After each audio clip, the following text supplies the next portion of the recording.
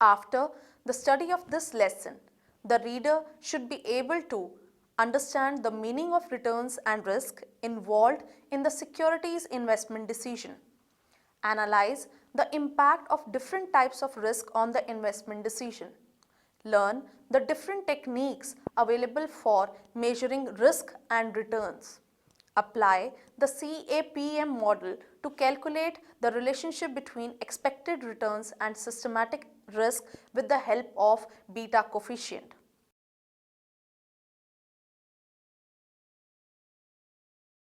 We shall commence this module by studying the concept of risk and return. Every financial decision has two aspects. These are risk and return, as these are the two main determinants of the security prices. They have their impact on the share prices as well as valuation of the firm. Every decision involves some degree of risk. So, an investor has to take his financial decision rationally to optimize his return through the calculations of risk and return.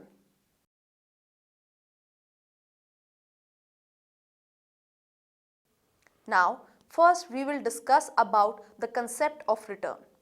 Return is associated with the gain or the loss on money invested in the market. The rate of return on the security is the annual income received plus any change in the market price of an asset. Return is required to maximize the market price of the share, but return is associated with the risk because the greater the return, the higher the expectation of risk. An investor has to consider the risk of the different financing patterns to balance his decision between risk and return. Like the return is expected to be high for investing in purchase for an equity share in the market, but such a return is associated with the high risk. Government securities have a low risk as they provide stable return but very low rate. Thus, the investor has to pay the price in terms of loss of return in order to invest the sale securities having minimum risk.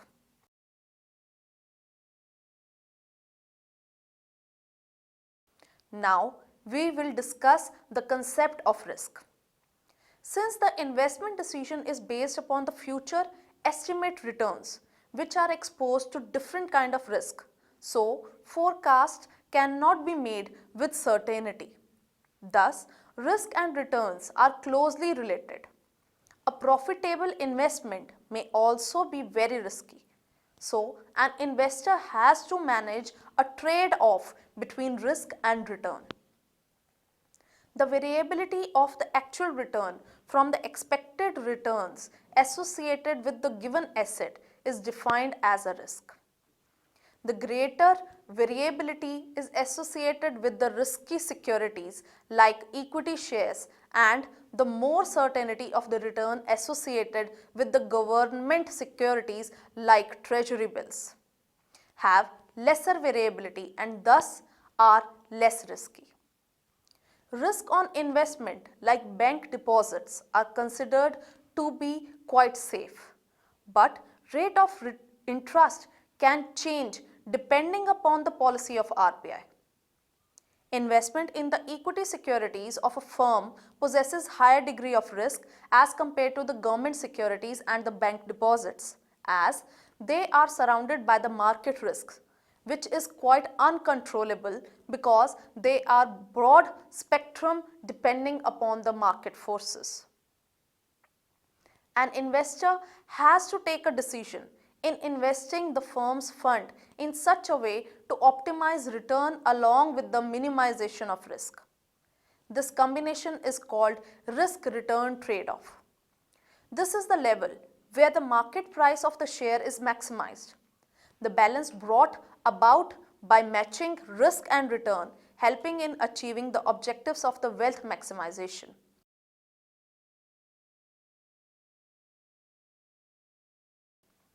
We will now move on to understand the types of risk.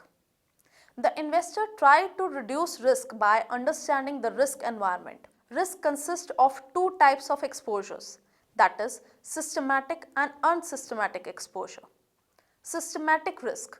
Systematic risk is due to the broad spectrum of uncontrollable risk associated with the business activities within the country. It generates out a macroeconomic environmental factors such as demand, supply, inflation, change in interest rate and change in the government policies backed by the sociological and political factors in the country. It is an uncontrollable risk as these forces are beyond the control of any individual and thus cannot be minimized by the single firm. They have their strong influence on the market conditions. Such risks are called market risk and interest risk and purchasing power risk. These risks affect the cash inflows of a project. The changes in the cash inflows will also bring about change in the profitability of an investment proposal. Unsystematic risk. Unsystematic risk is a unique risk related to the company pertaining to the behavior pattern and internal influence of the firm, like problem related to the management, staff, expenses, losses, strike and other issues directly affect the company's own operations. These are controllable risks and thus can be minimized by diversification of investment portfolio. Thus, an investor must analyze the existence of the degree of the above mentioned two risks to balance his decision of the risk and return to get potential gains at the minimum risk.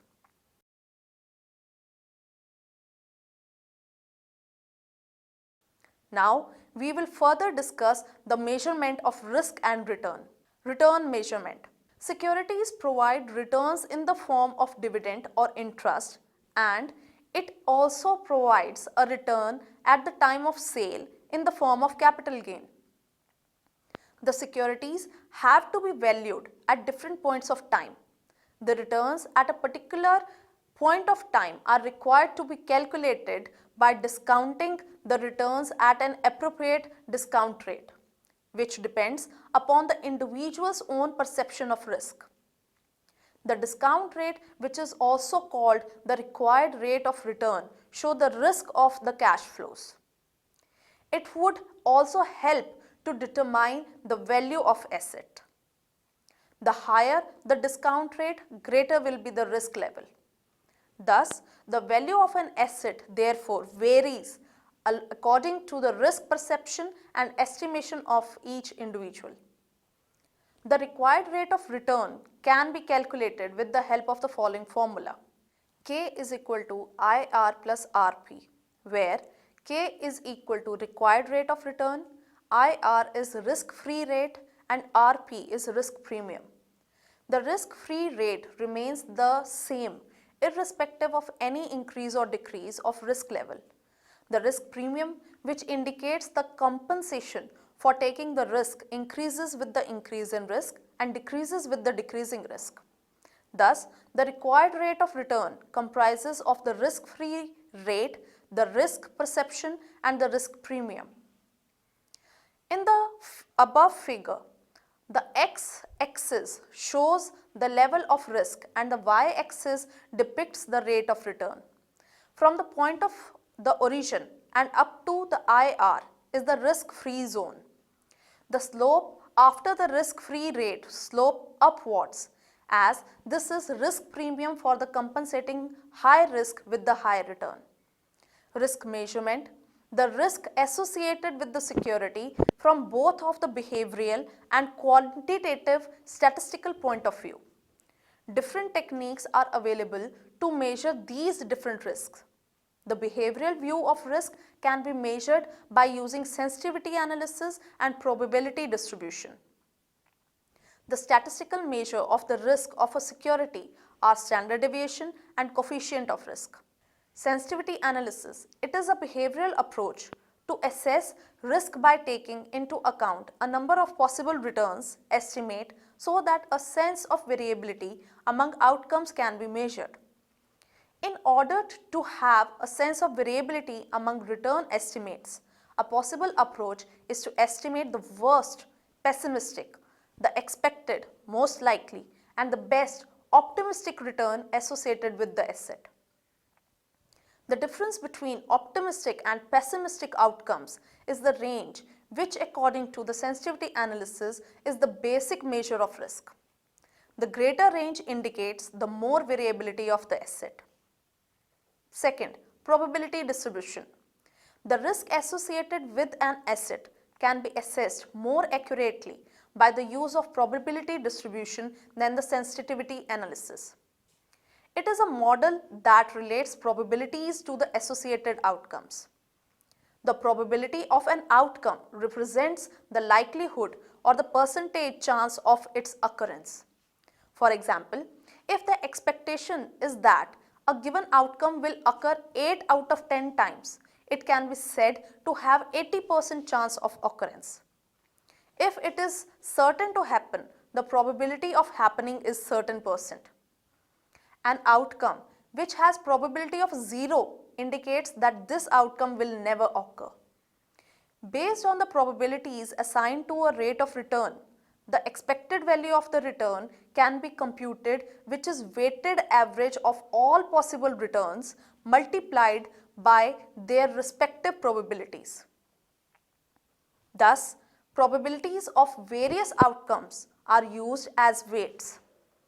The expected return RE is sum of RI into PRI, where RE is expected return, RI is the return of ith possible outcome, PRI is probability associated with the return, and N is number of outcomes considered. Standard deviation of return. Risk refers to the dispersion of returns around an expected value. The most common statistical measure of risk of an asset is the standard deviation from the mean or expected value of return. It represents the square root of the average squared deviation of the individual returns from the expected returns.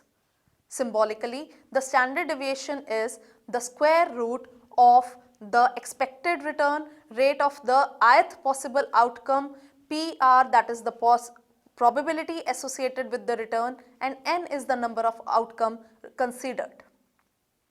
The greater standard deviation of the returns indicate the greater variability or dispersion of the returns and the greater risk of the investment. It is absolute measure of dispersion and does not consider the variability of the return in relation to the expected value. Coefficient of variation. It is measure of relative dispersion used in the comparing the risk of the asset with the differing expected returns. It is a measure of risk per unit of expected return. It converts standard deviation of the expected values into relative values to enable the comparison of the risk associated with the asset having different expected values. The coefficient of variation is computed by dividing the standard deviation for an asset by its expected value.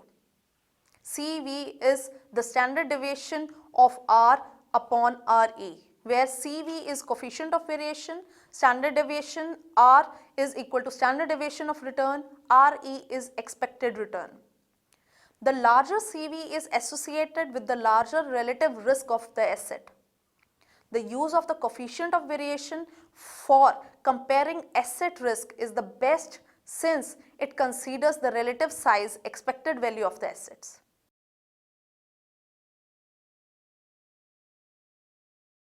Let us explain the measurement of the security risk and return through capital asset pricing model, that is CAPM. The capital asset pricing model is an equilibrium model of trade-off between expected security return and systematic risk, which is unavoidable.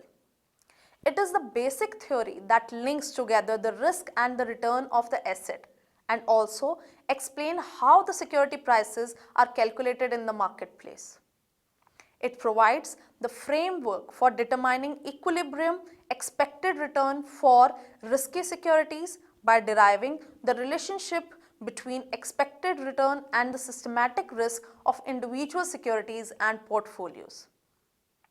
Thus, the CAPM has the implications for risk-return relationship for an efficient portfolio as well as for the individual security, identification of under and overvalued asset traded in the market, pricing of asset not yet traded in the market, effect of the leverage on the cost of equity, rate of return required by the equity shareholder, capital budgeting decision and cost of capital, risk of the firm through diversification of the project portfolio, assumptions.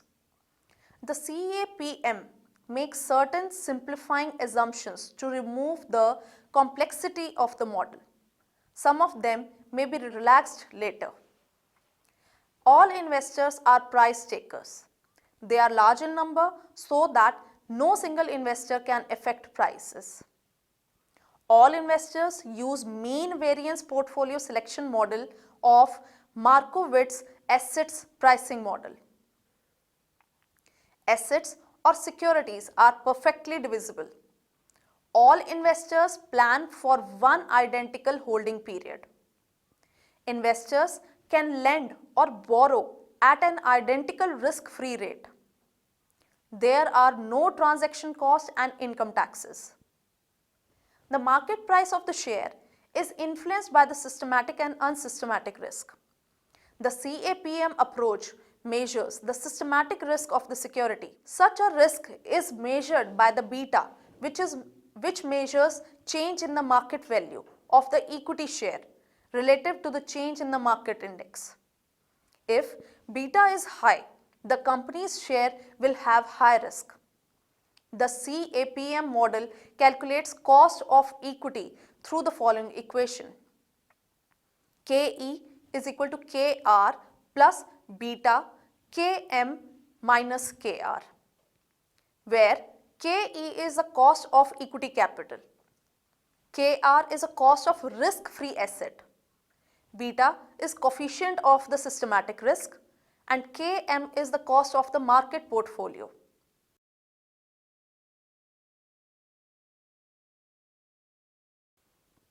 Let us now discuss the elements of the model. The CAPM consists of two elements, the capital market line and the security market line. The capital market line, CML, it represents the risk-return relationship for efficient portfolios. It represents the efficient frontier formed by combining 1 month's T-bills with the broad index of the common stocks. It depicts the risk-return relationship for efficient portfolio available to the investors. It also shows that appropriate measures of risk for an efficient portfolio is the standard deviation of the return on the portfolio. The security market line, SML. It is a graphic depiction of CAPM and describes the relationship between expected return and systematic risk in the capital market. The risk-averse investors seek risk premium to assume risk embedded in the risky assets. Systematic risk, which is unavoidable, is the contribution of an individual asset to the risk of the market portfolio. According to the capital market theory, the market compensates or reward for systematic risk only as the unsystematic risk can be eliminated by diversification. The level of systematic risk is an asset is measured by beta coefficient beta. The CAPM links beta to the level of required return. SML is the linear relationship defined by the equation. Expected return, ER, is equal to the risk-free return, RR, plus beta into the risk premium of the market, where ERI, expected or required rate of return of an asset I. RF is risk-free rate of return, vertical axis intercept. Beta is the systematic risk of the asset. E RM is expected return on the market portfolio. E, RM minus RF is risk premium of the market. Then is the diagram which shows the security market line, where I is equal to intercept plus beta into slope of the SML. The more familiar form of SML is ERI minus RF is equal to beta into ERM minus RF. Risk premium on the security I is equal to beta into the risk premium of the market.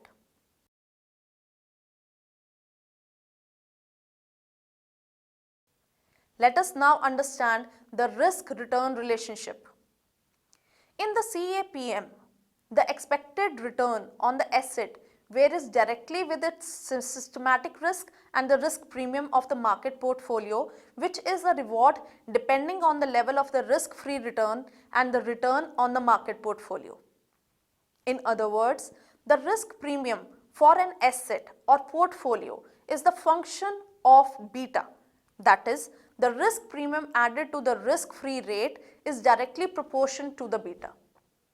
Thus, the three basic elements required to apply CAPM model are risk-free rate, risk premium on the market portfolio and beta.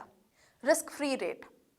The rate of return available on the assets like the treasury bills, money market funds or bank deposits is taken as the proxy of the risk-free rate, as such assets have very low or virtually negligible default risk and interest rate risk.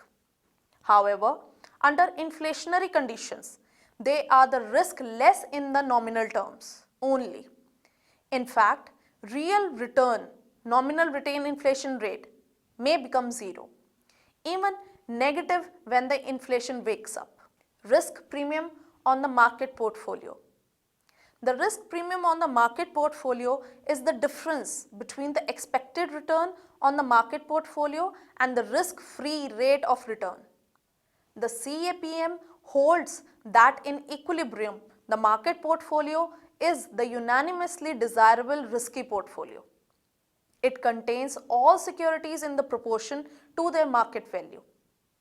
In the efficient portfolio, which enables neither lending or borrowing, the risk premium on the market portfolio is proportional to the risk and the degree of the risk aversion of the average investor. Beta. Beta measures the risk volatility of an individual security relative to the market portfolio. Accordingly, beta is covariance of the security's return with the market portfolio's return divided by the variance of the market portfolio. The covariance of the two securities is the product of their correlation coefficient and respective standard deviation. The covariance of the market portfolio with itself is the variance of the portfolio. Thus, the beta of the market portfolio is 1. This classifies all other market portfolios and securities in the two risky classes. Securities with the beta less than 1 are called defensive securities. Security with the beta greater than 1 is called aggressive security. Risk-free security has the beta equal to 0.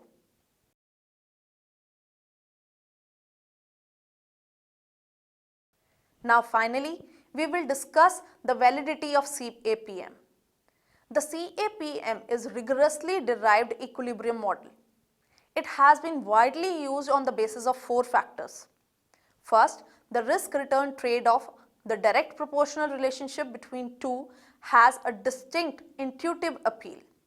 Second, the transition from the capital market line to the security market line shows the undiversifiable nature of the systematic risk makes it relevant risk for pricing of the securities and portfolios. Third, the beta, the measure of the systematic risk, is easy to compute and use. Finally, the model shows that the investors are content to put their money in the limited number of portfolios namely a risk-free asset like treasury bills and a risky asset like a market index fund. However, the CAPM is essentially a single factor model in that securities' expected return depends upon a single factor, namely beta. But there may be other factors apart from the beta which may affect the required returns.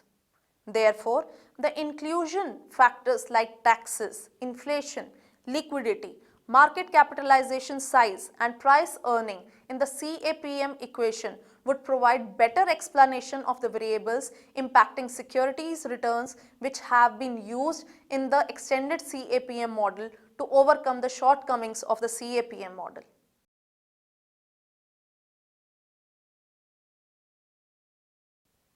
We shall now recapitulate what we have learned so far.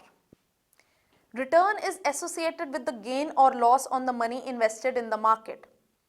The rate of return on the security is annual income received plus any change in the market price of an asset. Thus, risk and returns are closely related.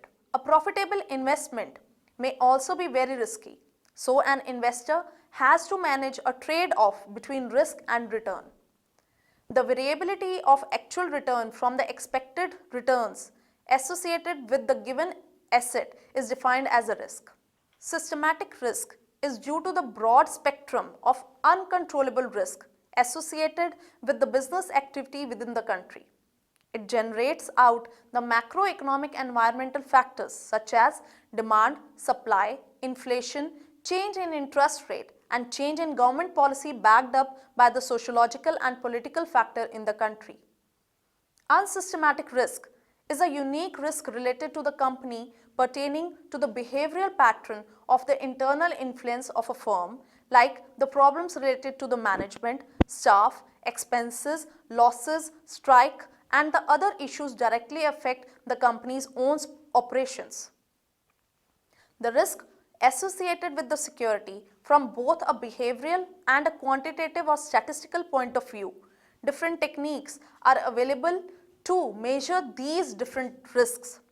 The behavioral view of the risk can be measured by using sensitivity analysis and probability distribution.